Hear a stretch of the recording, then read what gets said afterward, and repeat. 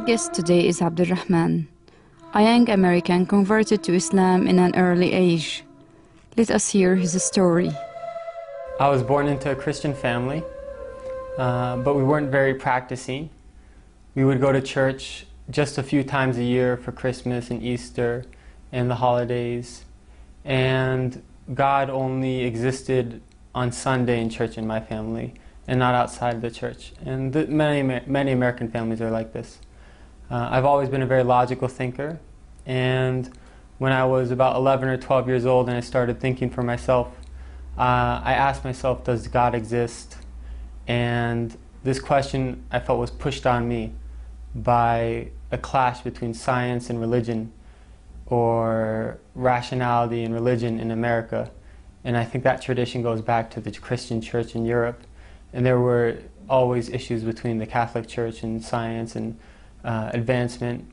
And when I compared what I saw in the Bible and what I knew of the Trinity and the other Christian beliefs compared to science and evolution and evidence, I leaned towards the side of science, and I chose not to believe in God. Abdulrahman came to Jordan in a scholarship to study Arabic language with a group of other students. Among them is Jalal, who lives with Abdulrahman in the same apartment. My first exposure to Islam was when my friend in high school became Muslim. And he's also my neighbor, Michael Dan. And when Michael became Muslim, he changed a lot. Before Islam, he was doing a lot of things that were messing his life up, and he was really going down the wrong path. And he became Muslim, and when he was only 15, and he changed, and he left a lot of the things he was doing, he picked up a lot of good habits. And I asked him, what forced you to change? What made you change and become like this? And he explained that he's Muslim now. And at that time, this was before September 11th, people in America really didn't know a lot about Islam. And even today, they don't know a lot. And I asked him, what is Islam? Who are Muslims? And he explained to me about Muslims. And I was surprised that Islam is very close to Christianity and Judaism. And it made a lot of sense to me that there's one God and there's prophets and messengers, but none of the prophets have divinity. Rather, they're just sent by God and they're humans like us. And I didn't really want to become Muslim at that time, but it just made sense to me logically. After a while, I read a book called The Autobiography of Malcolm X. And in that book, I really appreciated the image that Malcolm X presented of Muslims, and I wanted to become Muslim after that, because I saw in Islam a solution to racism and a lot of other problems in America. But I didn't believe in God. However, I read a passage where Malcolm X said, if you take one step towards God, he takes two towards you. So I left eating pork, and I left some of the things that are prohibited in Islam with the intention that God guide me. And I learned more and more about Islam, and I was surprised that the more I asked questions, the more answers I found, and the answers always made sense to me. And I read about the miracles of the Quran, scientific miracles of the Quran.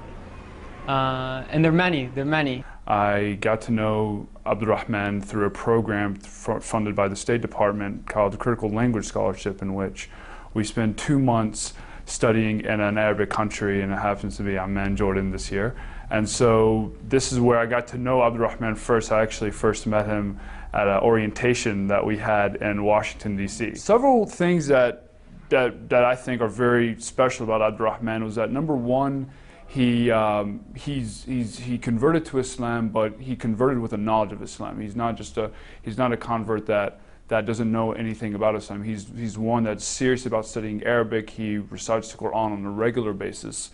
I always see him reciting the Quran before class. Usually in his free time, he'll be reciting the Quran. He does it very serious about how he pronounces the words, how he speaks, how he engages with everyone else. One thing I did also notice is that a lot of students are very interested about learning about Islam. They're interested to know, and then to know about Islam, and Abdulrahman is able to engage in a lot of dialogue. And so obviously Islam is a very important issue, especially among American students, and Abdulrahman, more so than I'm seeing many people, even many Muslims in the States, he's openly willing to engage in conversation. He's open if someone has a question about.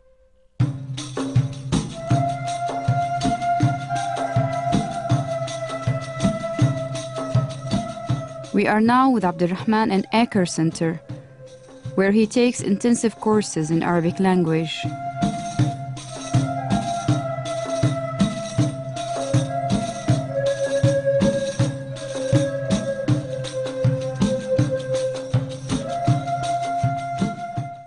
I'd like to add that Islam is the most beautiful thing in my life and the source of all goodness. It's a message that every soul finds tranquility with, and a sense of purpose and fulfillment and true happiness. And I encourage everyone to take a step towards God, and they'll find that God takes 2 steps towards them. Because this is a light from Allah. In any way you look at the light, it comes out to be true. And so if you ask questions and you prefer to look at it from science or from your soul or from people, go whichever way you want, and I'm sure that you will find that this is the message you've always been looking for.